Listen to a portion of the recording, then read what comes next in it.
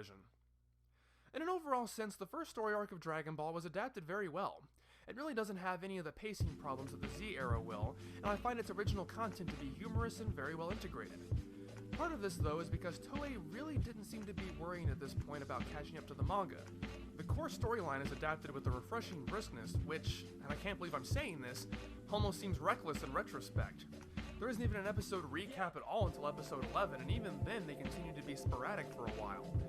But you can't really blame them. They had no idea how long this series was going to last, and every comment on the subject Toriyama was making at the time seemed to imply it wouldn't be very long. And with the manga having over a year's head start on the anime, the TV series began right after Goku beat Murasaki, what reason did they have to think they'd ever catch up? So on one hand, I want to praise it for being a solid adaptation, but looking at the bigger picture, part of me wonders if maybe they'd slowed it down just a little bit more, things wouldn't have gotten so abysmal later on. Now, while I've chosen to call the first story arc The Hunt for the Dragon Balls arc, it's fairly common to see this section of the story referred to by fans as the Pilaf Saga or something along those lines. Now, if you go by the manga, it's a fairly puzzling designation. Sure, Pilaf serves as the final boss and the biggest challenge our heroes face, but he only shows up at the end and has absolutely nothing to do with the rest of the hunt.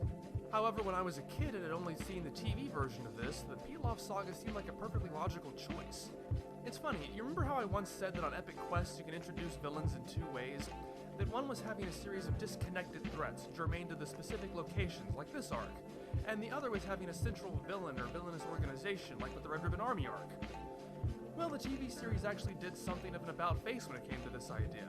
Apparently they wanted an overall villain because Pilaf and crew show up in nearly every episode of this arc. And as I mentioned